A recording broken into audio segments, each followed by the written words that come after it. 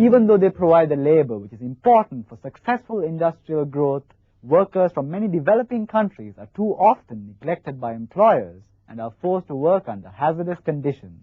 In our next story, we take a look at the state of affairs in many Asian cities, where a high incidence of industrial accidents is focusing attention on this problem.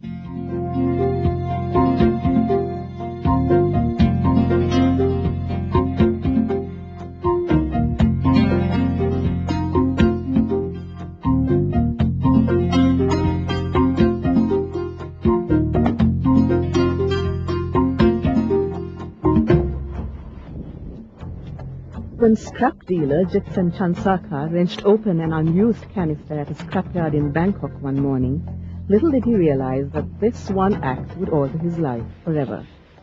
Jitsan did not know that the canister contained radioactive cobalt-60 and had once been used by a radiotherapy machine for treating cancer patients. 6 months later, Jitsan's fingers are permanently damaged, and though he received treatment to encourage skin growth, several fingers which had become gangrenous have had to be amputated. My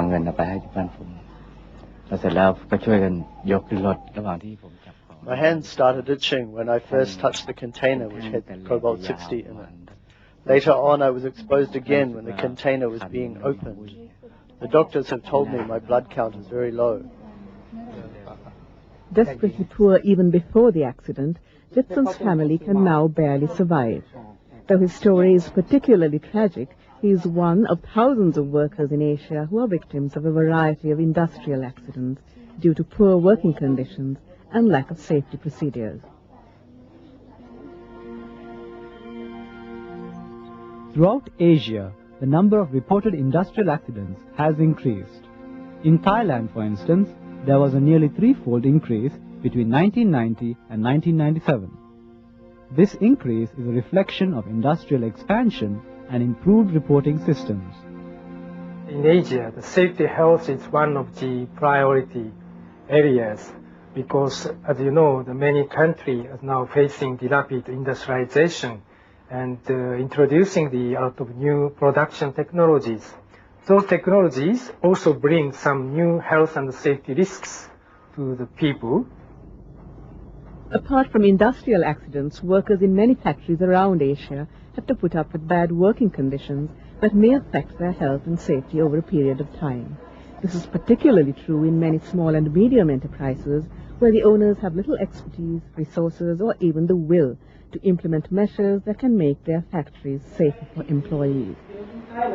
Since 1994 in the Philippines, the International Labour Organization has been working with the local officials to tackle this problem under the Work Improvement in Small Enterprises, or WISE project. The project provides technical advice to entrepreneurs on ways of improving their working conditions. The area now is really improving, cleanliness is improved, the movement of our workers is also improving, and 100% we already had solved the post-injury problem of our workers. In other words, it's really at the efficiency of our workers in the operation. At Mulave Industries, for example, employees have set up blowtorch stands in the middle of each table to hold the torches during work.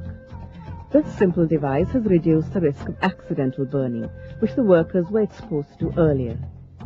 Wastewood stands, which are also new innovations at the plant, not only make it safer for the workers, but contribute to a cleaner environment as well.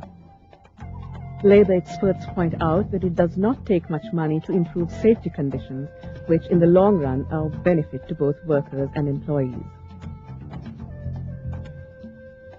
In fact, many safety health improvements can be done at low cost, and if they could improve safety health, that is also very good for improving their productivity and efficiency and improve the product quality. Victims of industrial accidents in many Asian countries continue to depend on public support for survival. There's an urgent need for greater awareness about safety at the workplace and measures to help those affected. Now I cannot work and have to depend on my family members to help. I'm worried about my 6-year-old daughter. We need help for my daughter. She has to study and we have lots of expenses.